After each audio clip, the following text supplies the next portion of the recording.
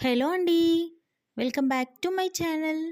ఈ వీడియోలో మినపప్పుతో పునుగులు ఎలా చేసుకోవాలో చూద్దాం. ఈ పునుగులు చాలా క్రిస్పీగా అండ్ టేస్టీగా ఉంటాయి. ఇవి చాలా ఈజీగా అండ్ పర్ఫెక్ట్గా చేసుకోవచ్చు. కొబ్బరి చట్నీతో లేదా పల్లి చట్నీతో తింటే ఈ పునుగుల టేస్ట్ చాలా బాగుంటుంది. ముందు 1 గ్లాస్ మినపప్పు తీసుకొని 4 to 5 టైమ్స్ నీట్గా వాష్ చేసుకోవాలి. మళ్ళీ వాటర్ యాడ్ చేసుకొని 5 to 6 అవర్స్ నానబెట్టుకోవాలి. ఇలా నానిన పప్పుని మిక్సీ జార్లోకి తీసుకొని పేస్ట్ లాగా గ్రైండ్ చేసుకోవాలి.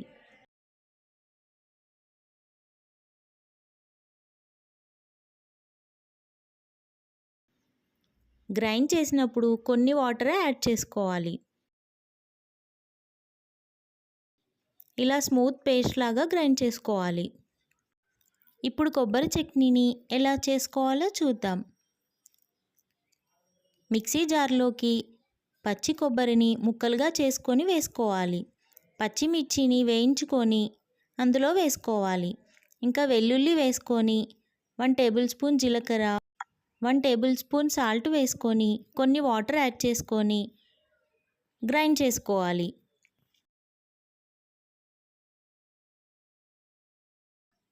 గ్రైండ్ చేసుకున్న ఈ పచ్చడిలోకి పోపుని వేసుకోవాలి.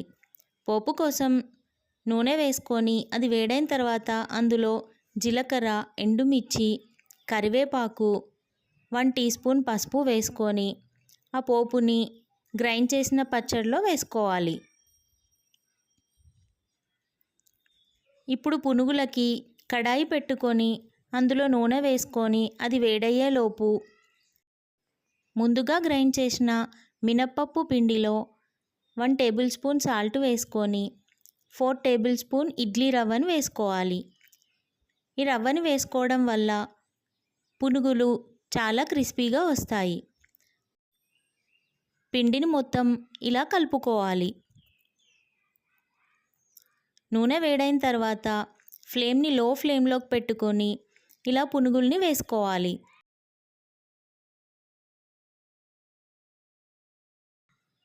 ఇలా పునుగులన్నీ వేసుకున్న తర్వాత ఫ్లేమ్ని హై ఫ్లేమ్లోకి అడ్జస్ట్ చేసుకొని అన్ని పునుగుల్ని ఫ్రై చేసుకోవాలి.